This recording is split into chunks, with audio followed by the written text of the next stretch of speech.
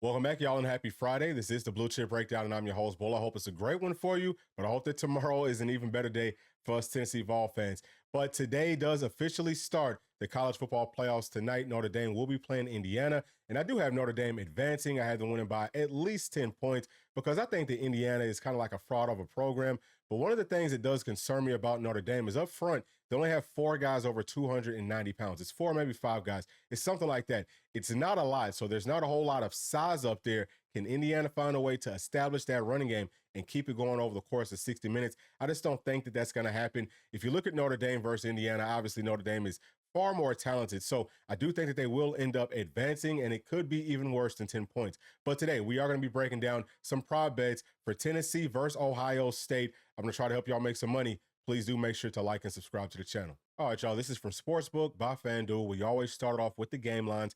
Right now, Tennessee is a 7.5-point dog, and that line hasn't moved too much, so people are a little bit concerned about it. But I don't think that the line moved too much with Michigan versus Ohio State, which was set at like 20.5 or 21 points. We all know how that game turned out. Now, can Vegas be that far off, in back-to-back games for the Buckeyes? I think that that's possible, but it's really not even about them necessarily predicting who they actually think is going to win. It's more about them placing their, lines and things like that based off of where the money is going. We know that the Buckeyes have a huge following. There's a lot of people in the country that feel like Ohio State is the better team. While they are the more talented team, I don't know that their styles are going to match up well with ours in this fight. So I think that that could explain why their lines don't move too much from week to week. But I would most definitely be placing my money on Tennessee to cover that spread, whether you're picking Tennessee to win or lose, because I don't really see the Buckeyes winning by more than a touchdown. Now, if you will be picking Tennessee to win, then you would probably want to take the under, okay? Right now, the over-under is set at 46.5. I think that a lower scoring game tends to favor Tennessee more than it favors the Buckeyes, and a higher score game could end up favoring those Buckeyes more. But as we will kind of touch on here in just a minute, the cornerbacks for Ohio State are not the best in coverage. They do a whole lot of PI and holding and things like that. So that is a place where Tennessee's got some very fast, very dynamic wide receivers that can probably take the top off down the field with some one-on-one coverage. So I could see, maybe the over as well for Tennessee winning this game, but that would also depend a little bit on what the Buckeyes do offensively versus Tennessee's defense.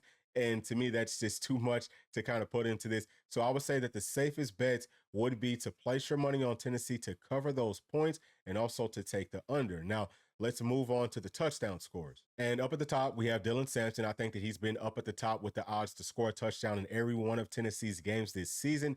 And that does make sense because that's what he does. Tennessee's going to lean on that running game.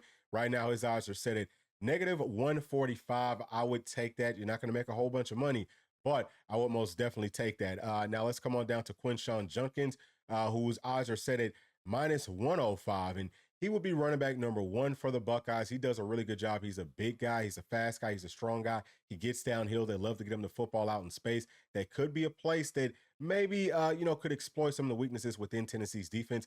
But I think that if he's going to score a touchdown, more than likely it would come inside of the red zone after, maybe like a really deep pass or something like that. But I could definitely see him scoring 1 touchdown in this game. So I think that that's a pretty safe bet as well. Next would be running back number 2 for the Buckeyes, but he's just as good as a running back number 1. Travion Henderson, his odds are set at +100. I could also see him scoring because, like I just said, they're pretty much interchangeable. So we don't know once they get down to the red zone, does Quinshawn need a spell? Will they bring in Travion? Once they get down to the red zone, they have a lot of different weapons that they could utilize. And I don't know how often they're going to try to run the football on Tennessee's defense down there.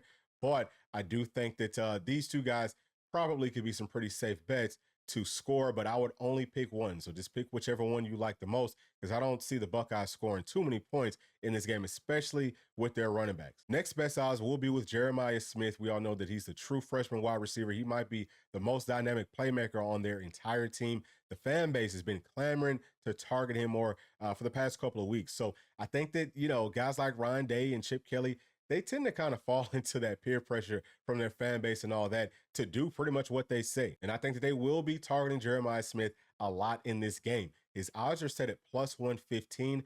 Now, the interesting thing here is going to be if they start this game off targeting him a whole lot, Tennessee might dedicate another body or two to try to cover him, to take him away. And what that would do is open up some of these other players that we will talk about. But at the same time, we know that Tennessee has two very, very good cornerbacks, and Jeremiah Smith will find success.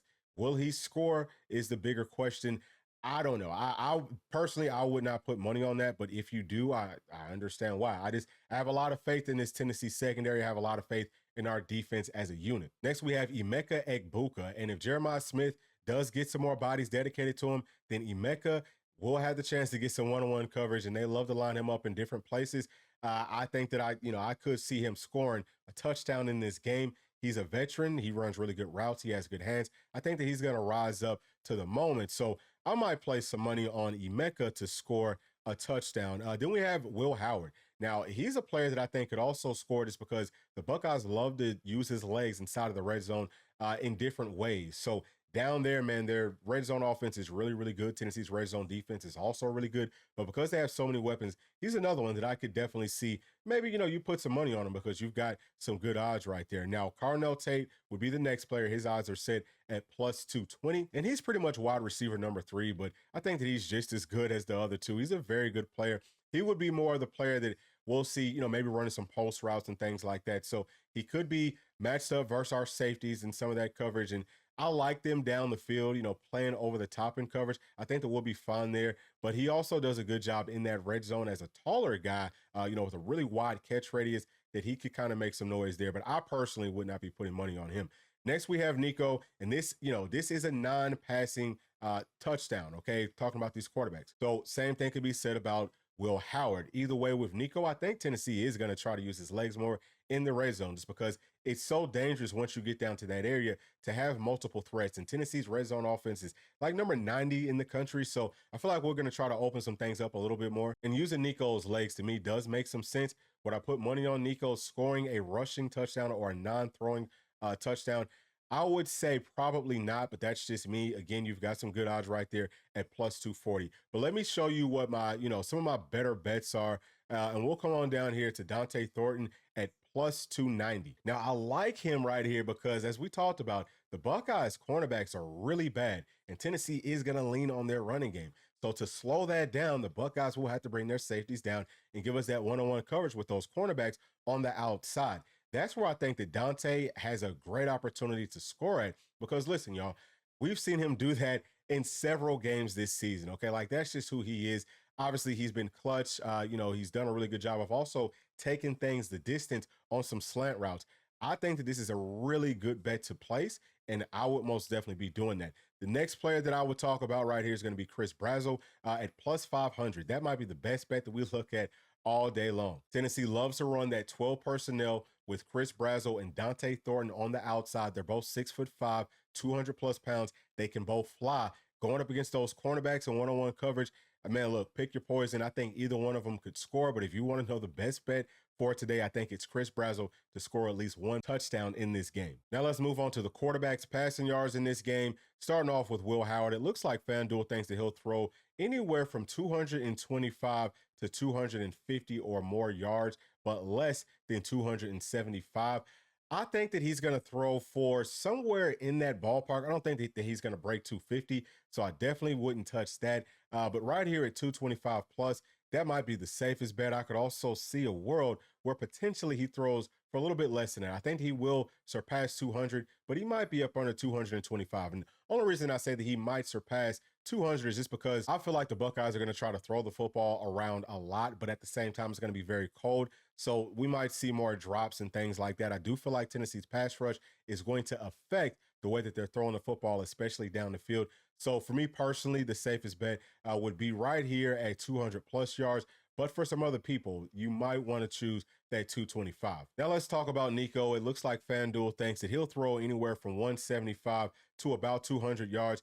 I think that he could throw for a little bit more than that. Like we keep on talking about, man, those cornerbacks are not very good. It's just all about the styles, y'all. It's about styles making fights. We know that they're going to want to try to stop Tennessee's running game, and we're going to keep on running it. I don't know that they'll ever really be able to slow it down enough for them to take the safeties out of the box and keep them over the top. And if they don't have a safety over the top, then we are going to absolutely destroy them down the field with those cornerbacks. So I could actually see Nico throwing for over 250 yards in this game. To me, that's a pretty safe bet, and that is at plus 390. So I do think that he's going to have a really, really big day through the air. Now let's come on down to some of these other, okay, right here. Let's talk about Will Howard, and it looks like FanDuel believes that he will throw at least one touchdown. I could definitely see that happening.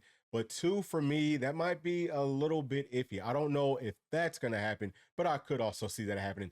Three, I would say there's pretty much no chance that that would happen. So, I would say obviously the safest bet would be 1+ touchdown. And if you want to, make a little bit of money, then I would probably go with 2. Next, we have Nico, and looking at his numbers, it looks like they don't feel as confident that he will throw at least 1 touchdown, but I do. I feel very strongly with him throwing actually at least 2 touchdowns in this game. And I'm not being a homer whenever I say this. It's based off of watching the film. It's based off of how bad those cornerbacks look. And it's also based off of the weather conditions. Now, a lot of folks have talked about, man, Tennessee is going to run the ball, but they're concerned about the passing game. But I'm going to tell you something. In games where it's cold and in games where it's a little bit windy, which it sounds like it could be for this one, the quarterback that has the stronger arm that spins the ball better is going to be more accurate in those types of conditions. And that's definitely Nico. It's not Will Howard. Will Howard's passes kind of tend to float some. So I could see, him being off the mark a little bit more in this game than he has been over the course of this season. Now, he's averaging, I think, like 73% completion percentage or something crazy. So a little bit off is still going to be very, very accurate, I think, for him. But I trust Nico. I trust this entire offense. I trust this team. I love this matchup for Tennessee. I think that everything really does favor us. So I do think that Nico's going to have a pretty big day throwing the football and probably also running it. Now let's talk about the rushing yards for DCEP. And it looks like FanDuel thinks that he'll rush anywhere from 90 to about 109 yards. To me, yes, I would take that. I would actually take the 100 plus. I think that he's going to have a field day doing it. And the reason for it, y'all, is because if you look at the Buckeyes front 7, they've got some good guys on the front 4, but their linebackers get blocked pretty easily. They get moved around.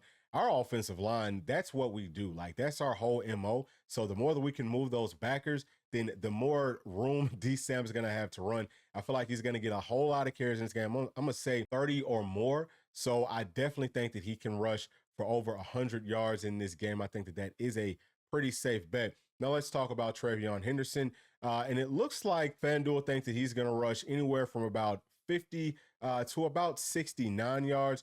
And I think that he could maybe get to about 50. That seems pretty feasible to me. So that's the best bet in my opinion.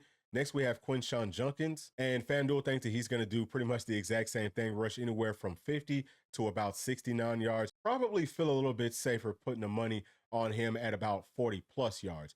All right, now let's see what else we have right here. Receiving yards. They have Dante Thornton from 25 to only about 49 yards.